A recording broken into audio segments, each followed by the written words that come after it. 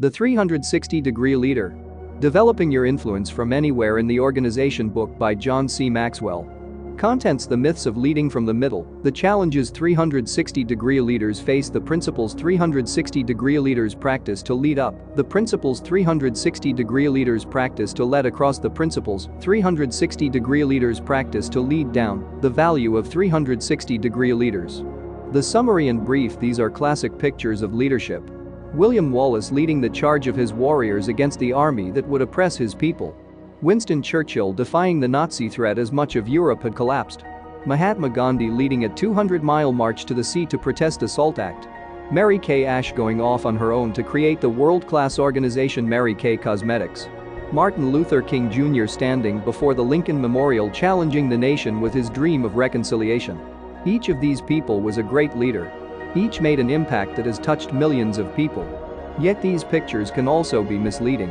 The reality is that 99% of all leadership occurs not from the top, but from the middle of an organization. Usually, an organization has only one person who is the leader. So, what do you do if you are not that one person? You can learn to develop your influence from wherever you are in the organization by becoming a 360-degree leader.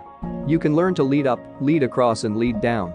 Only 360-degree leaders influence people at every level of the organization. By helping others, they help themselves. Becoming a 360-degree leader is within the reach of anyone who possesses average or better leadership skills and is willing to work at it. You don't have to be the main leader to have a significant impact in your organization. Good leaders are not only capable of leading their followers, but are also adept at leading their superiors and their peers. This summary will teach you how to overcome the myths believed by many people in the middle of an organization. Deal with the most common challenges faced by people in the middle of an organization. Lead your boss, your colleagues, and your followers. Overcome the setbacks and obstacles you will face on the road to becoming a 360-degree leader. Quantify the value of 360-degree leadership. The myths of leading from the middle. The position myth. The number one misconception people have about leaders is the belief that leadership comes simply from having a position or title. But nothing could be further from the truth. You don't need to possess a position at the top of your group, department, division, or organization in order to lead. If you think you do, then you have bought into the position myth. The true measure of leadership is influence, nothing more, nothing less. Leadership is dynamic, and the right to lead must be earned individually with each person you meet. Where you are on the staircase of leadership depends on your history with that person. Position has little to do with genuine leadership. Influencing others is a matter of disposition, not position. Leadership is a choice you make, not a place you sit. Anyone can choose to become a leader wherever he or she is. You can make a difference no matter where you are.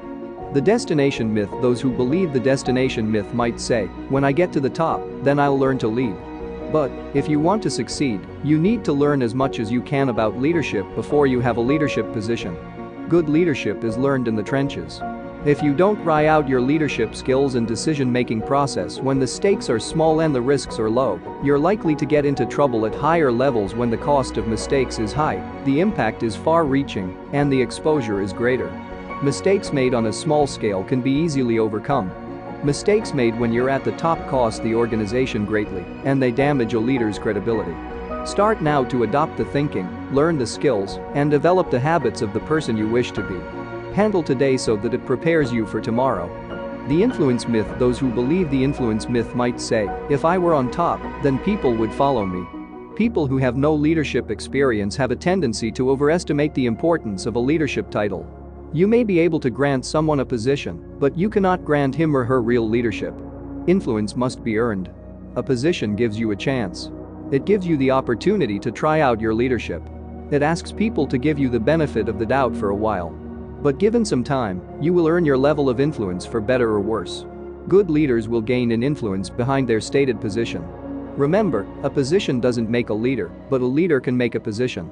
The inexperience myth. Although the desire to improve an organization and the belief that you're capable of doing it are often the marks of a leader, without experience being the top person in an organization, you would likely overestimate the amount of control you have at the top. The higher you go and the larger the organization, the more you realize that many factors control the organization. More than ever, when you are at the top, you need every bit of influence you can muster. Your position does not give you total control or protect you. The freedom myth. Those who believe the freedom myth might say, when I get to the top, I'll no longer be limited. But when you move up in an organization, the weight of your responsibility increases. In many organizations, as you move up the ladder, you may even find that the amount of responsibility you take on increases faster than the amount of authority you receive. When you go higher, more is expected of you, the pressure is greater, and the impact of your decisions weighs more heavily. Leaders have more obligations and, because of that, they become more limited in terms of their freedom. It is a limitation they choose willingly, but they are limited just the same. The potential myth. Someone who believes the potential myth would say, I can't reach my potential if I'm not the top leader. People should strive for the top of their game, not the top of the organization. Each of us should work to reach our potential, not necessarily the corner office. Sometimes you can make the greatest impact from somewhere other than first place. The all or nothing myth. Someone who believes the all or nothing myth might say, if I can't get to the top, then I won't write a lead. Some people in the middle become frustrated by their position in an organization because they define success as being on top. As a result, they believe that if they are not on top, they are not successful. If that frustration lasts long enough, they can become disillusioned, bitter and cynical. If it gets to that point, instead of being a help to themselves and their organization, they become a hindrance. Improve your leadership and you can impact your organization. You can change people's lives. You can be someone who adds value. You can learn to influence people at every level of the organization, even if you never get to the top. By helping others, you can help yourself. The challenge is 360-degree leaders face the tension challenge. This challenge comes from the pressure of being caught in the middle. It's not enough to merely recognize that leading from somewhere in the middle of an organization can be stressful. You need to learn how to relieve the tension. Here are 5 suggestions. I become comfortable with the middle. Being in the middle can be a great place as long as you have bought into the vision and believe in the leader. I know what to own and what to let go. Nothing frees a person from tension like clear lines of responsibility. I find quick access to answers when caught in the middle. I never violate your position or the trust of the leader. I find a way to relieve stress. The frustration challenge. This challenge results from following an ineffective leader. Your job isn't to fix the leader, it's to add value. The only time that is not true is when the leader above you is unethical or criminal. If the leader won't change, then change your attitude or your work address. When you find yourself following a leader who is ineffective, do the following. I develop a solid relationship with your leader, find common ground, and build a solid professional relationship. I identify and appreciate your leader's strengths. Find them and think about how they might be assets to the organization. I commit yourself to adding value to your leader's strengths. The multi-hat challenge. Leaders in the middle must perform tasks and have knowledge beyond their personal experience.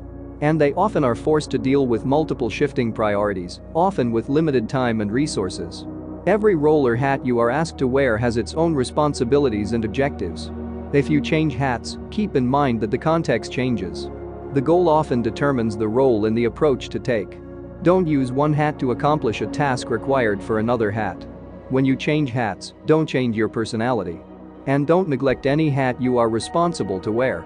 The ego challenge. It's normal for any person to want recognition, and leaders are the same. The fact that leaders in the middle of the pack are often hidden and as a result they don't get the credit or recognition they desire and often deserve can be a real ego buster. The challenge is to be a team player and remain content while contributing. Here's how to do that.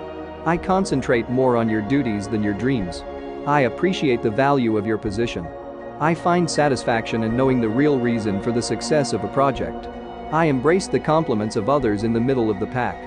I understand the difference between self-promotion and selfless promotion. The fulfillment challenge. The right attitude is absolutely essential to contentment in the middle of an organization. Truly, leadership is more disposition than position. With the right attitude and the right skills, you can influence others from wherever you are in an organization.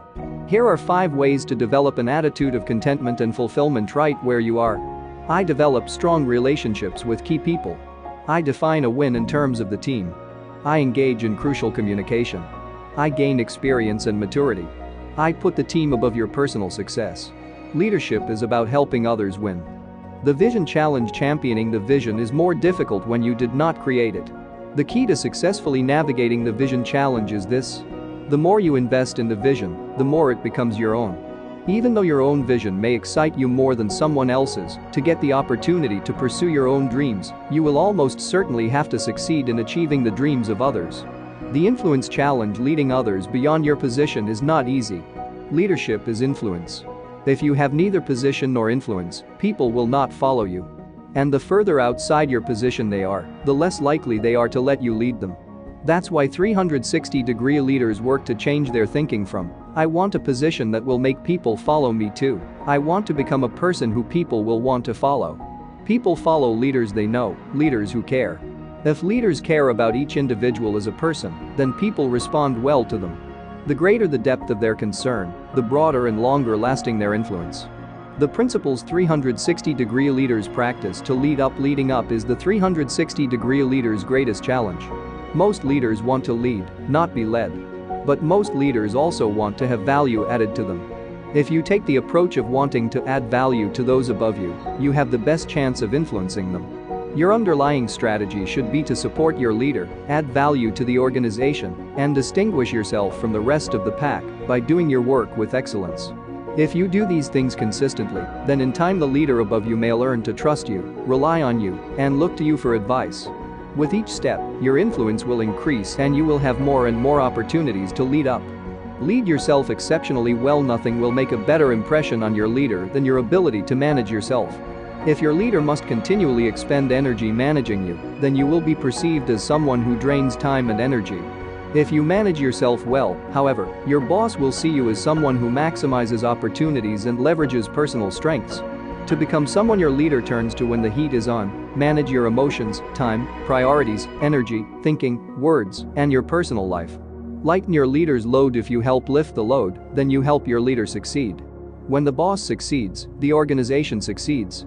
Lifting shows you are a team player. It shows gratitude for being on the team and makes you part of something bigger. It also gets you noticed and increases your value and influence. How do you lift your leader's load? Do your own job well first. When you find a problem, provide a solution. Tell leaders what they need to hear, not what they want to hear. Go the second mile and do more than is asked. Also, stand up or stand in for your leader whenever you can. Be willing to do what others won't. Successful people do the things that unsuccessful people are unwilling to do. Few things gain the appreciation of a top leader more quickly than an employee with a whatever-it-takes attitude. That means taking the tough jobs. You learn resiliency and tenacity during tough assignments, not easy ones. When tough choices have to be made and results are difficult to achieve, leaders are forged. That means that you will have to sacrifice some personal goals for the sake of others. You will have to do something because it matters, not because it will get you noticed. Good leaders also find a way to succeed with people who are hard to work with by finding common ground and connecting with them.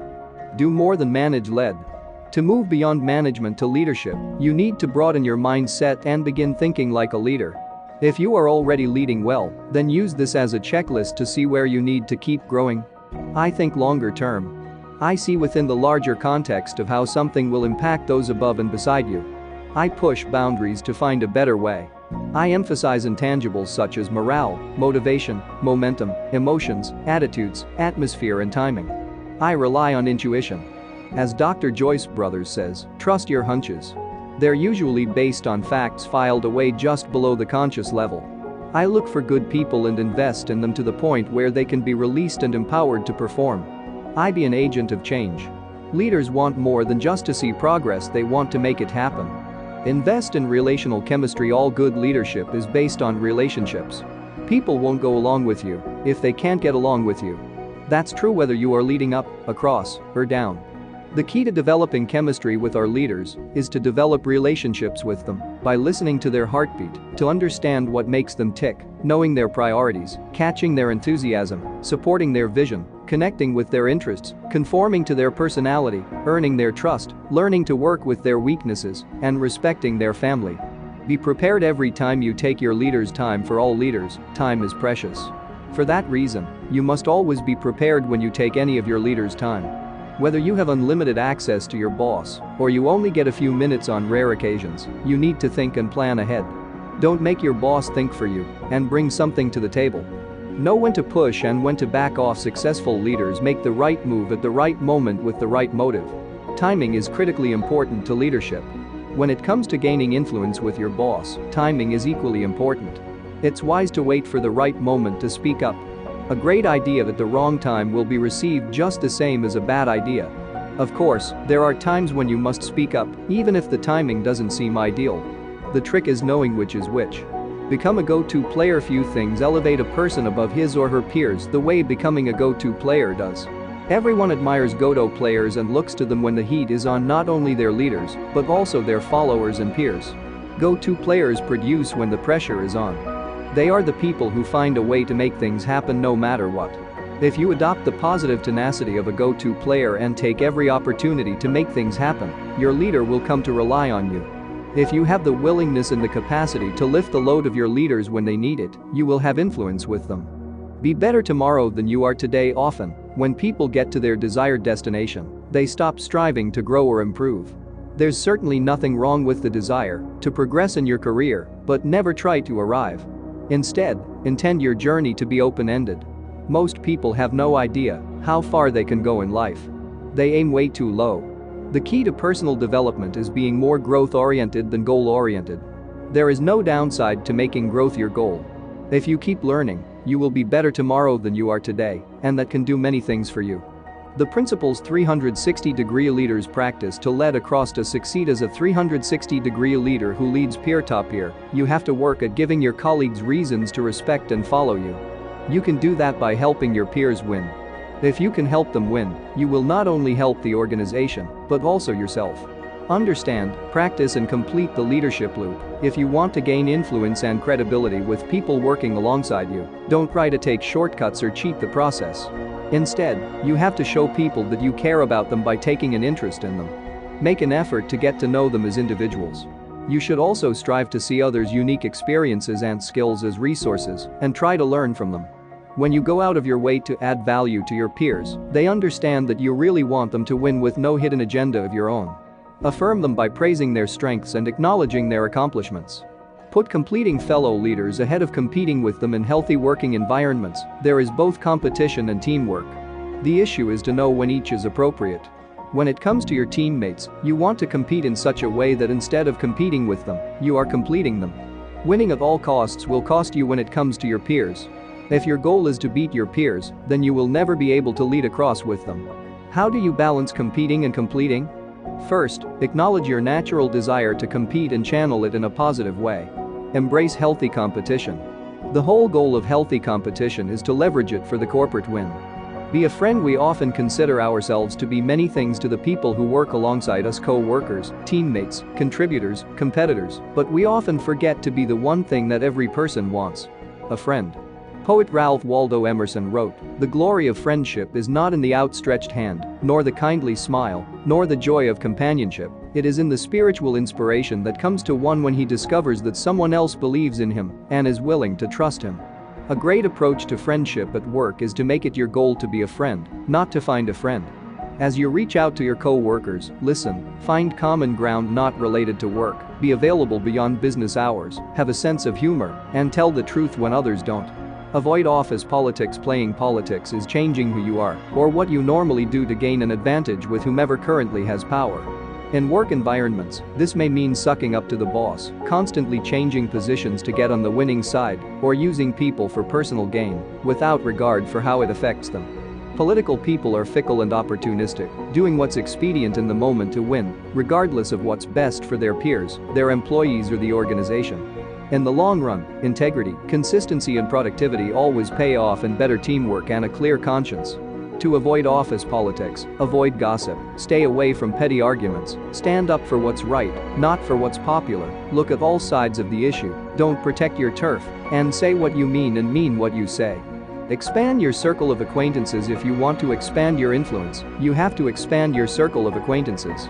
Expanding your circle of acquaintances helps you improve, exposes you to new ideas, and prompts you to see things from a different point of view, which will help you generate new ideas of your own. It will help you to learn new working methods and pick up additional skills. And it will help you to become more innovative. Expanding your circle also expands your network, putting you into contact with more people and giving you potential access to their networks.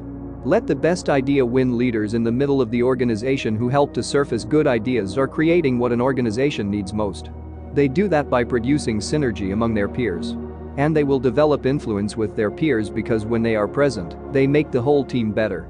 To generate good ideas, 360-degree leaders listen to all ideas and never settle for just one idea. They also look in unusual places for ideas. Don't let the personality of someone with whom you work cause you to lose sight of the greater purpose, which is to add value to the team and advance the organization. If that means listening to the ideas of people with whom you have no chemistry, or worse, a difficult history, so be it. A 360-degree leader protects creative people and their ideas. Don't pretend you're perfect since nobody is perfect, we need to quit pretending. People who are real, who are genuine concerning their weaknesses as well as their strengths, draw others to them. They engender trust. They are approachable. And they are a breath of fresh air in an environment where others are scrambling to reach the top by trying to look good. To get real, admit your faults, ask for advice, worry less about what others think, be open to learning from others, and put away pride and pretense.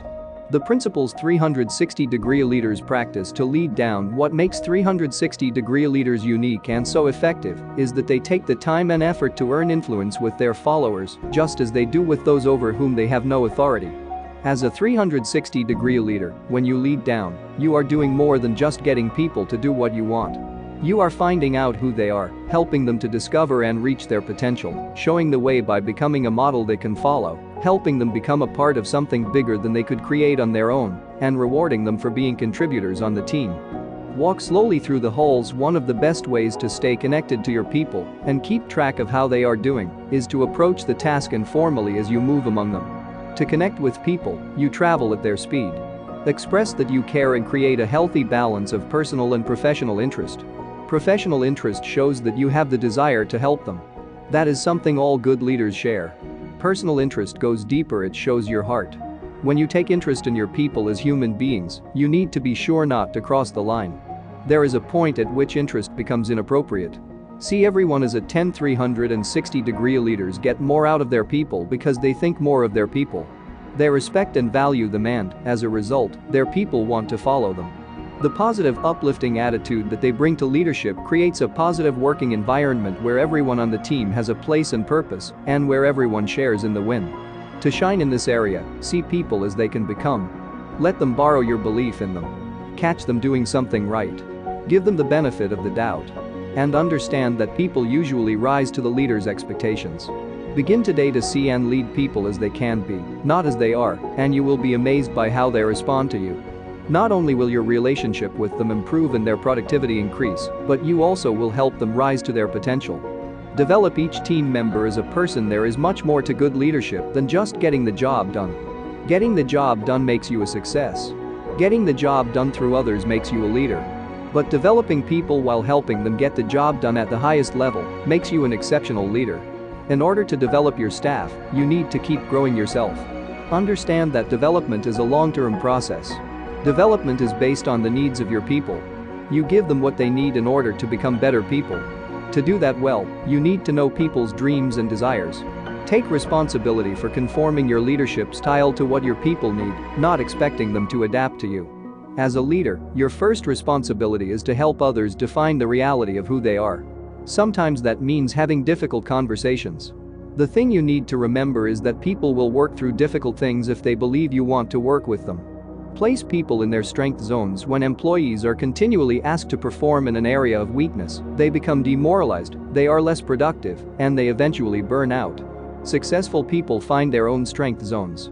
Successful leaders find the strength zones of the people they lead. When you place individuals in their strength zones, you change people's lives for the better, their jobs become rewarding and fulfilling, and you help both the organization and yourself. The ability to help people find the best place means discovering their true strengths, giving them the right job, identifying the skills that they'll need, and providing world-class training. Model the behavior you desire. Leaders set the tone and the pace for all the people working for them. Therefore, leaders need to be what they want to see. Your behavior determines the culture. Your attitude determines the atmosphere. Your values determine the decisions. If your decisions are not consistent with your values, they are always short-lived. Your investment determines the return. Your character determines the trust. Your work ethic determines the productivity.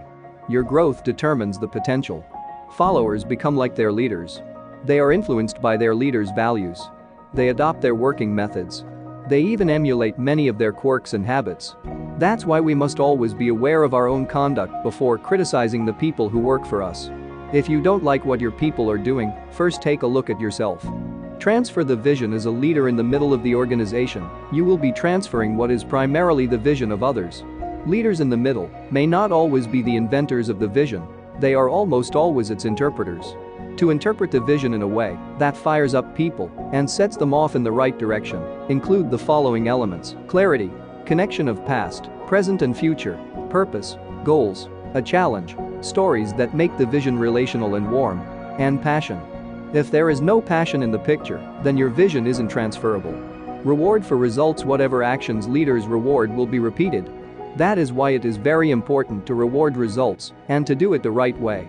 To reward results most effectively, give praise publicly and privately, back up praise with money, don't reward everyone the same, give perks beyond pay, promote when possible, and remember that you get what you pay for. The value of 360-degree leaders. Becoming a 360-degree leader isn't easy. It takes much work and it doesn't happen overnight. But it is worth every bit of the effort. As you seek to grow as a leader, you will not always succeed. You will not always be rewarded the way you should be. Your leaders may not listen to you at times. Your peers may ignore you. Your followers won't follow. And the battle may feel like it's uphill all the way. Don't let that discourage you. By becoming a better leader, you add tremendous value to your organization. Everything rises and falls on leadership. The following are 5 values that 360-degree leaders add to their organizations. 1. A leadership team is more effective than just one leader. Organizations need to develop leadership teams at every level. A group of leaders working together is always more effective than one leader working alone. And for teams to develop at every level, they need leaders at every level. As a leader in the middle, if you develop a team, you will be making your organization better and helping it to fulfill its vision. You will be adding value no matter where you serve in the organization. As you do that, keep in mind that visionary leaders are willing to hire people better than themselves. Wise leaders shape their people into a team. Secure leaders focus on others and want them to do well. Experienced leaders listen to their teams, and productive leaders understand that one is too small a number to achieve greatness. 2. Leaders are needed at every level of the organization. If a team starts out with a vision but without a leader, it is in trouble. Why? Because vision leaks. And without a leader, the vision will dissipate and the team will drift until it has no sense of direction. On the other hand, if a team starts out with a leader but without a vision, it will do fine because it will eventually have a vision. Leaders are always headed somewhere. They have vision, and that vision gives not only them direction, but it gives their people direction. Without a leader, decisions are delayed, agendas are multiplied, conflicts are extended, and morale is low. Without a leader, production is low and success is difficult. 3. Leading successfully at one level is a qualifier for leading at the next level. Growing organizations are always looking for good people to step up to the next level and lead. To find out if a person is qualified to make the jump, they look at that person's track record in his or her current position. Leadership is a journey that starts where you are, not where you want to be. Great responsibilities come only after handling small ones well. 4. Good leaders in the middle make better leaders at the top. Good leaders maximize the performance of those on their team. They set direction. They inspire their people and help them work together. They get results. Good leaders bring out the best, not only in their followers, but also in other leaders. Good leaders raise the bar when it comes to performance and teamwork, and this often challenges other leaders in the organization to improve. Leaders in the middle of an organization are closer to the people in the trenches than the leaders on top. As a result, they know more about what's going on. They understand the people who are doing the work and the issues they face. They also have greater influence at those lower levels than the top leaders. Today's workers are tomorrow's leaders in the middle of the organization. And today's leaders in the middle will be tomorrow's leaders at the top. While you function as a 360-degree leader in the middle of the organization, if you keep growing, you will probably get your opportunity to become a top leader. But at the same time, you need to be looking at the people working for you and thinking about how you can prepare them to eventually take your place in the middle. 5. 360-degree leaders possess qualities every organization needs. The 360-degree leader possesses qualities that every organization wants to see in all of its employees, especially in its leaders. These include the following: I adaptability, quickly adjusting to change. I discernment, Understanding the real issues. I. Perspective. Seeing beyond your own vantage point. I. Communication. Linking to all levels of the organization. I. Security. Finding identity in self, not the position. I. Servanthood. Doing whatever it takes. I. Resourcefulness. Finding creative ways to make things happen. I. Maturity. Putting the team before oneself. I. Endurance. Remaining consistent in character and competence over the long haul. I. Accountability. Being able to be counted on when it counts.